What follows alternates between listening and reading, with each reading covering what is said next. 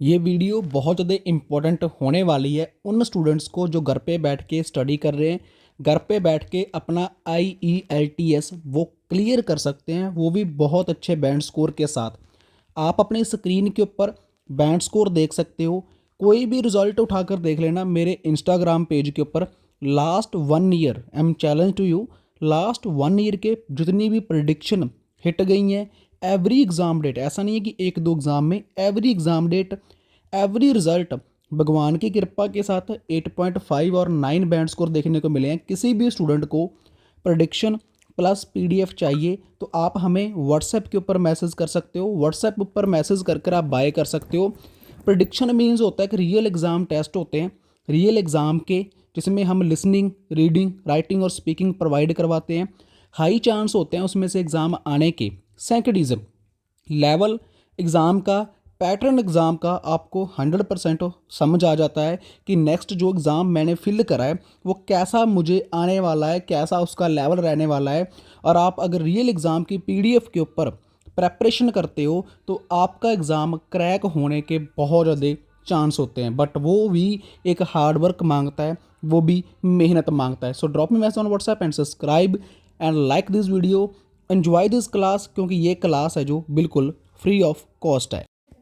Thank you so much for watching. और आज की जो हमारी क्लास है वो रीडिंग के ऊपर है, और रीडिंग के ऊपर एक टफ मॉड्यूल्स के ऊपर है। इसमें क्या होगा कि मैं नियर अबाउट जो लास्ट वन है, लास्ट वाले 31 एंड 32 MCQ है, ये आपने सॉल्व आउट करने हैं। वो पैसेज कौन सा पैसेज होगा मैं आपको बताऊंगा। और उससे पहले 28, 29 एंड 30 ये 3 क्वेश्चन मैं सॉल्व आउट करूंगा। मैं आपको एक आइडिया बताऊंगा कि आपने कैसे सॉल्व आउट करने हैं, एक टिप्स बताऊंगा जिसकी वजह से आपके कभी भी रीडिंग में आपके MCQ कभी गलत नहीं जाएंगे। अगर आप चाहो तो, मैं आपको ही कह रहा हूं, अगर आप चाहो तो मन बनाकर अगर रीडिंग को करते हो तो ग्रंटेड दैट आप रीडिंग में 9 बैंड स्कोर ले सकते हो। आप मेरे स्टूडेंट्स के रिजल्ट देख सकते हो, बहुत लोगों के 9 बैंड स्कोर, बहुत लोगों के 8.5 बैंड स्कोर हमें देखने को मिलते हैं रीडिंग में एंड लिसनिंग में। और रीडिंग और लिसनिंग एक ऐसा मॉड्यूल है जिसमें आप 9 बैंड स्कोर तक प्राप्त कर सकते हो। बट क्या करना होता है, हमें सिर्फ माइंड को यूज़ करना होता है। आज मैं आपको एक रीडिंग का फंडा बताता हूँ, शायद आपके साथ हुआ होगा बट आपने कभी नोटिस नहीं किया होगा। फंडा दिस इज है कि हम जब रीडिंग करने बैठते हैं, मैंने रीडिंग की बुक उठाई और रीडिंग को मैंने करना स्टार्ट किया। और जब मैं रीडिंग को करना स्टार्ट करता हूँ मेरे पास होते हैं 60 मिनट। 60 मिनट में जो मेरे पहले के 10 मिनट्स होते हैं उसमें जो मेरी एनर्जी लेवल होता है वो होता है 100%। राइट है? तो कमेंट कर कर जरूर बताना कि ऐसा ही होता है ना, कि जब मेरे 10 मिनट्स बिफोर 10 मिनट्स है और उसके बाद बचते हैं मेरे पास 50 मिनट। और 50 मिनट में क्या होता है कि मेरी एनर्जी लेवल 90, मेरी एनर्जी लेवल्स 80, 17, 60 और 50। और उसके बाद क्या होता है कि मेरा जो मॉड्यूल के आंसर है वो होना शुरू हो जाते हैं रॉन्ग। आप कभी भी एक चीज़ एनालाइज करके देखना, फर्स्ट पैसेज में आपके अगर 14 क्वेश्चन है, आपके 10 क्वेश्चन सही जाएंगे। और उसके बाद हमारा सेकंड पैसेज आता है। सेकंड पैसेज में क्या होता है कि रीडिंग थोड़ी सी टफ आती है। उसके बाद थर्ड पैसेज आता है, थर्ड पैसेज में फिर रीडिंग जो बिल्कुल ही टफ आती है। और एक साइड जो रीडिंग का लेवल है वो होता जा रहा है डिफ़िकल्ट, और दूसरी साइड मेरी जो एनर्जी लेवल है वो होता जाता है डाउन, जिसकी वजह से मेरा फोकस नहीं हो पाता, जिसकी वजह से मेरा मन नहीं कर पाता कि रीडिंग में अच्छा स्कोर कैसे आएगा। सही है ना? आप बताओ, आपके साथ ऐसा होता है? लाइक भी करना और कमेंट कर कर भी बताना, ऐसा होता है तो यस लिख देना।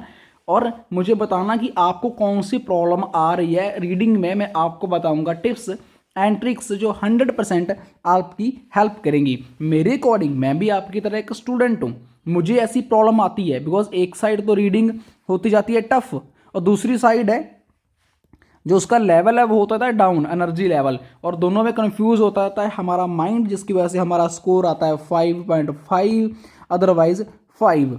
और एग्ज़ाम वाले दिन तो बहुत अच्छा फंडा होता है। एग्ज़ाम वाले दिन तो मैं कहता हूँ स्टूडेंट्स का माइंड एक तो ख़राब होता है। फर्स्ट ऑफ ऑल एग्ज़ाम वाले दिन क्या होता है, सेम वही चीज़ें, एक साइड इतना ज़्यादा क्राउड देख लिया, क्राउड देखकर माइंड के ऊपर हद से ज़्यादा टेंशन का लेवल 100%, उसके बाद मेरी एनर्जी का लेवल 100% बट डाउन। और रीडिंग को देखा, रीडिंग का first passage easy, second passage moderate, third passage difficult.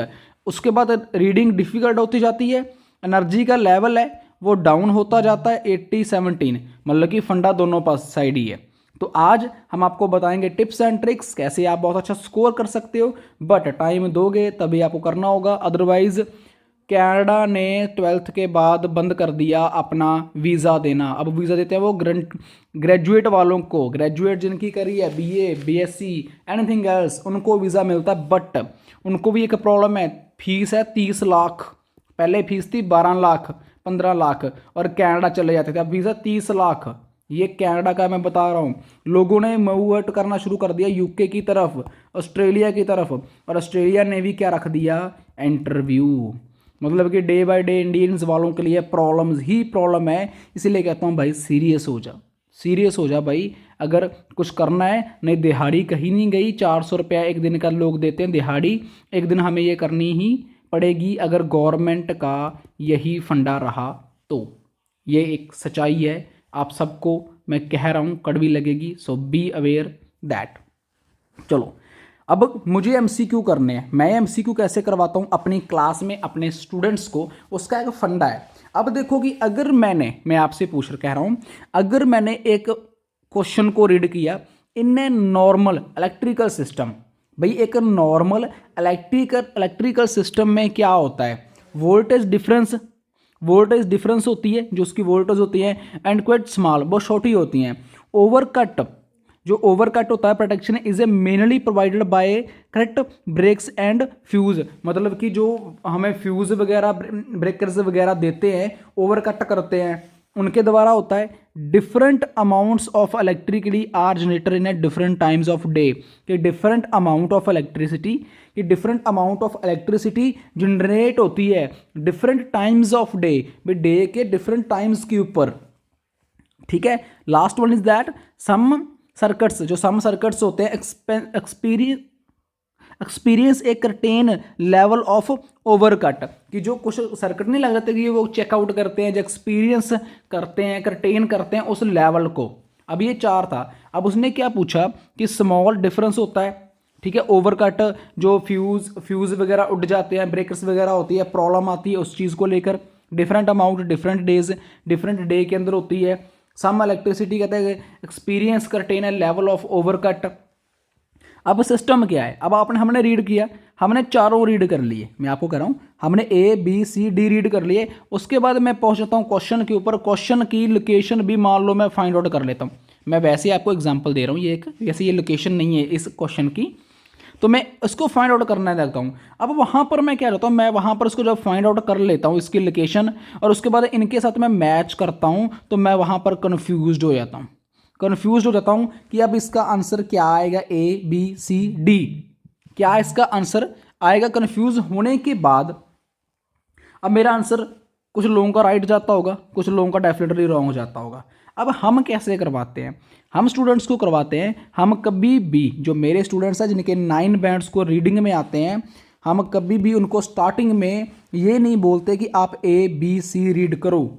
आपका काम सिर्फ एक है, वो काम क्या है, आपने A को भी रीड नहीं करना, B को भी रीड नहीं करना, C को भी नहीं करना, D को भी नहीं करना। आपने रीड किसको करना है, आपने रीड जो करना है ओनली वो क्वेश्चन को रीड करना है, और क्वेश्चन को रीड करने के बाद आपने जाना है उसकी लोकेशन के ऊपर। उसकी लोकेशन आपने फाइंड कर वहाँ पर आपने क्वेश्चन को करना है अंडरस्टैंड करने के बाद उसके बाद आपने आना है कहाँ पर, आपके ABCD के ऊपर, और उनके बाद करनी है आपने मैचिंग A के साथ, B के साथ, D के साथ।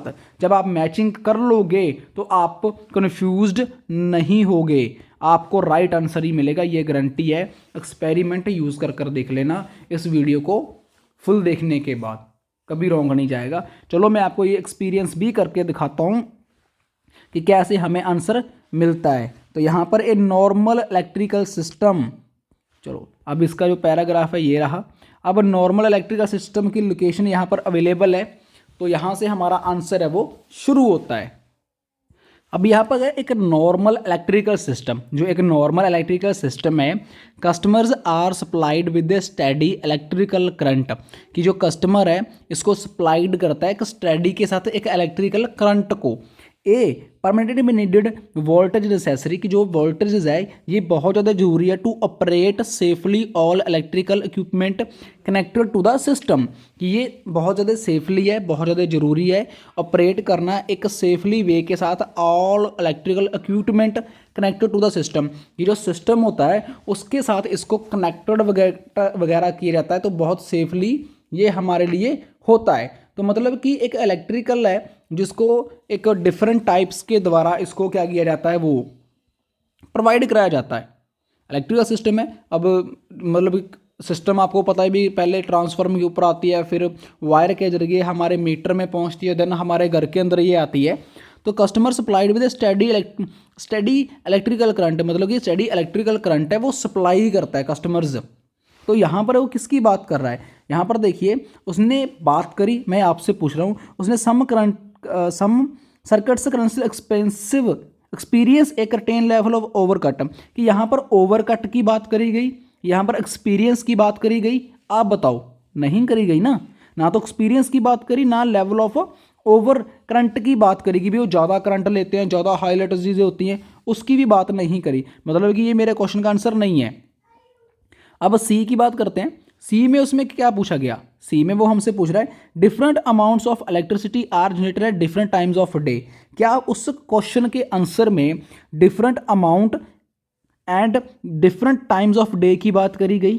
मैं आपको कीवर्ड्स बता रहा हूँ जो कीवर्ड होते हैं, ये हमारे 3 कीवर्ड थे इस क्वेश्चन के। क्या डिफरेंट अमाउंट्स की बात करी? नहीं करी। जनरेटेड की बात करी गई, डिफरेंट टाइम्स ऑफ डे की बात करी गई, नहीं करी गई। मतलब यहाँ पर ये मेरे दोनों जो क्वेश्चन है, ये मेरे दोनों क्वेश्चन का जो आंसर है वो नहीं है। अब आती है over current, over provided by current, यहाँ वहाँ पर क्या फ्यूज़ की बात करी गई, ब्रेकर्स की बात करी गई, ओवर करंट प्रोटेक्शंस की बात करी गई, नहीं करी गई। वहाँ पर डीबी की बात करी गई? आप बताओ मुझे, इस क्वेश्चन से यहाँ से लेकर यहाँ तक बात करी गई? नहीं। बट वहाँ पर वोल्टेज डिफरेंस आर यूजली कुछ स्मॉल, कि डिफरेंट वोल्टेज की बात जरूर करी गई है, क्योंकि डिफरेंट वोल्टेज की बात कहाँ करी गई है? You can see on the customer are supply with study electrical, मतलब कि स्टडी इलेक्ट्रिकल डिफरेंट टाइप्स के द्वारा वहाँ पर जरूरी है जो सेफली इस चीज़ को पहुँचाया जाता है, कनेक्टेड किया जाता है सिस्टम के साथ। तो मतलब कि वहाँ पर बात ना तो ब्रदर करी गई थी कि ओवर करंट की, ना तो सी बी की बात करी, ना सी की बात करी, ना डी की बात करी वोल्टेज डिफरेंस की। एक क्वाइट स्मॉल छोटे सिस्टम के द्वारा वहाँ पर पहुँचाया जाता है। तो मेरा करेक्ट जो आंसर है वो ए है, ना कि बी, ना कि सी, ना कि डी। मेरा ए एक राइट आंसर है। अब समझ में आया आपको कैसे क्वेश्चन का आंसर फाइंड करते हैं, कैसे मुझे एमसीक्यू मेरे राइट जाते हैं। प्लीज़ बहुत मेहनत लगती है, कमेंट कर कर ज़रूर बताना, और चैनल पे पहली बार आए हो तो ज़रूर सब्सक्राइब करना।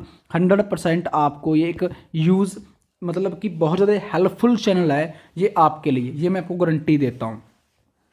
अब मेरा दूसरा क्वेश्चन आ जाता है, the writer suggest that the most overcurrents sorry, जो राइटर क्या सजेस्ट कर रहा है, मोस्ट ओवर करंट्स, कि सबसे ज़्यादा ओवर करंट जो राइटर है, क्वेश्चन को समझिए, जो राइटर है वो क्या सजेस्ट कर रहा है, मोस्ट ओवर करंट। अब मैं इसका ए भी नहीं रीड करूंगा, बी भी नहीं, सी भी नहीं, डी भी नहीं, मैं तीनों नहीं रीड करूंगा। मैंने आपको प्रॉमिस किया है कि आपको एक्सपीरियंस करके दिखाता हूं। चलो मैं आपको एक्सपीरियंस करके दिखाता हूं। मैंने रीड नहीं करे, सीरियसली रीड नहीं करे। The writer suggest that most over currents. अब इसकी लोकेशन फाइंड करते हैं, देखते हैं कहाँ पर ओवर करंट्स की बात करी गई है। Very summer normally hard electrical, आपने जल्दी जल्दी फाइंड करना है, जिसे स्कैमिंग बोलते हैं। यहाँ पर ओवर करंट की बात करी गई है, तो यहाँ पर हम इसको फाइंड आउट करते हैं। नीचे भी करेंगे क्योंकि यहाँ पर भी ओवर करंट्स की बात करी गई। हाउ डू ओवर करंट्स, ये रहा मोस्ट ओवर करंट्स, ये हमारा क्वेश्चन का आंसर है। यहाँ पर भी क्या लिखा हुआ है, मोस्ट ओवर करंट्स, बट ये यहाँ पर मोस्ट ज़्यादा का नहीं लिखा गया, ओनली करंट्स की बात करी गई थी। ओवर करंट की बात करी, damage the electrical device, one of the most important principles over current protection, therefore that the higher that the magnitude of the over world current faster the over current the must disputed. मतलब यहाँ पर ठीक है जो बात करी है, how do over currents occur, मतलब कि कैसे अक्कर का मतलब होता है हैपन्ड, ये इसका सिनोनियम वर्ड है, सिनोनियम वोकैबुलरी वर्ड है। अक्कड़ इसका मतलब होता है happened. How do over currents happened, मतलब कैसे होते हैं। Most over currents are temporary and harmfuls, कि ज़्यादातर over currents are temporary and harmless होते हैं। ज़्यादातर जो ओवर करंट होते हैं वो टेम्परेरी होते हैं, टेम्परेरी हार्मलेस होते हैं। कॉज्ड मतलब उससे होता क्या है, when motors start up to transforms are energized, मतलब जब हम मोटर को छोड़ते हैं, जब वो ज़्यादा जोर लगाती है, ज़्यादा एनर्जी को हायर करती है। जैसे फॉर एग्जांपल दैट रेल का इंजन है, उसको स्टार्ट ही रखते हैं, उसको कभी बंद नहीं करते, ज़्यादातर उसको बंद नहीं करते बिकॉज ऑफ डीजल वाले जो इंजन होते हैं, बिकॉज ऑफ वो कहते हैं कि ये जब स्टार्ट होता है इतना ज़्यादा ऑयल पी जाता है, इतना ज़्यादा ऑयल पीता है, उतना रेलगाड़ी चलते टाइम नहीं पीती जितना ये तब पीता है, इसलिए इसको हमेशा स्टार्ट रखते हैं। तो इसने क्या कहा, most over currents are temporary and harmless. इसके साथ होता क्या है, व्हेन मोटर स्टार्टअप ज़्यादा एनर्जी को यूज़ करते हैं, such things that defective motors overloaded equipment too many loads on one current, मतलब कि ज़्यादा मैनी लोड्स के ऊपर करती हैं, ओवरलोडेड जो चीज़ें होती हैं ज़्यादा जोर लगाती हैं, वो कैन केस हार्मफुल, कि वो थोड़ी बहुत ही हो सकती हैं। चलो अब हमारा क्वेश्चन का जो आंसर है वो हमें मिल चुका है। अब हम फाइंड करते हैं अपना फिर कि can be incented quickly controlled by relays, मतलब कि जो जिसके द्वारा ये कंट्रोल किया जाता है, जो इलेक्ट्रिसिटी होती है, जो बड़े बड़े ट्रांसफार्मर वगैरह से लगे होते हैं उनके द्वारा कंट्रोल किया जाता है। इसकी बात वहाँ कंट्रोल की तो बात ही नहीं करी गई। Are triggered by electrical storms, मतलब कि ये ट्रिगर्ड मतलब होता है शुरू होना, मतलब स्टार्ट करना, स्टार्ट होना, कि जब वो स्टार्ट होता है इलेक्ट्रिकल स्ट्रॉम्स वहाँ से निकलती हैं, वहाँ पर ये भी बात नहीं करी गई। वहाँ पर बात करी गई स्टार्ट होता है जब चलता है वो इलेक्ट्रिसिटी के ऊपर क्या इफेक्ट डालता है उसकी बात करी गई है। मैं आपको दिखाता हूँ। Affect all levels of distribution system, की इफेक्ट करता है सभी लेवल्स के ऊपर, और ये आर हार्मलेस एंड टेम्परेरी, इसकी जरूर बात करी गई है। तब अब मैं कन्फ्यूज हूँ दो क्वेश्चन के में, ए में और बी में, सी और डी की वहाँ पर बात ही नहीं करेगी। मैं आपको वो भी दिखाता हूँ। यहाँ पर देखिए उसने most current over temporary harmless direct बोल दिया। कॉज्ड मतलब किसके द्वारा होता है, when motor are startup transform, वहाँ पर उसने जरूर बताया कि मोटर जब स्टार्ट होती है ज़्यादा एनर्जी को कंज्यूम करती है, बट यहाँ पर किसकी बात कर रहा है वो, कि वो अफेक्ट करती है all over of distribution system को, कि वो अफेक्ट करती है सिस्टम को। वहाँ पर अफेक्ट की बात तो करी ही नहीं गई। इट मेरा बी क्वेश्चन का आंसर भी नहीं है। इलेक्ट्रिकल स्ट्रॉम्स की वहाँ पर शुरू करता है, उस चीज़ की भी बात नहीं करी गई। कैन बी कंट्रोल्ड, इसकी बात भी नहीं करेगी, बात करी गई है ए की। तो मतलब जी मेरे क्वेश्चन का जो आंसर है वो डायरेक्टली मुझे मिल गया है, वो कौन सा है, वो ए है। देखिए आप बहुत अच्छे तरीके से आप ऐसे भी फाइंड कर सकते हो। दूसरा आपका वे क्या है फाइंड करने का, मुझे ज़रूर बताना, क्योंकि I want to know about it. मैं भी जानना चाहता हूँ और जो स्टूडेंट्स हैं और जो व्यूअर हैं वो भी जानना चाहते हैं कि आप कैसे करते हो, और कमेंट में ज़रूर बताना। 30 क्वेश्चन मैं कर रहा हूँ स्किप, बिकॉज वीडियो बन जाएगी ज़्यादा लंबी, आप भी शायद बोर हो रहे।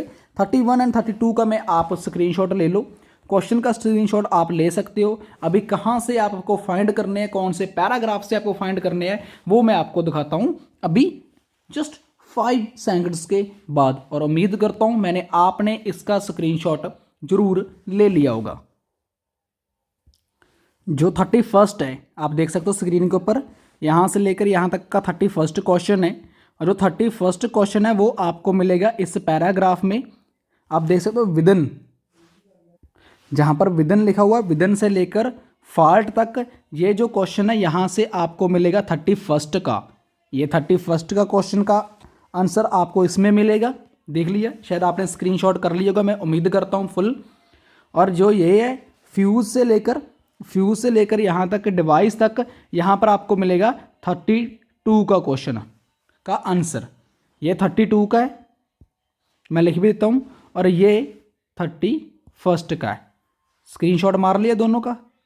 चलो जी क्वेश्चन का आंसर फाइंड करो जी, और कमेंट में बताओ, फिर मैं आपको बताऊँगा आपका क्वेश्चन राइट है या फिर आपका क्वेश्चन रॉन्ग है। Thank you so much, subscribe जरूर करें।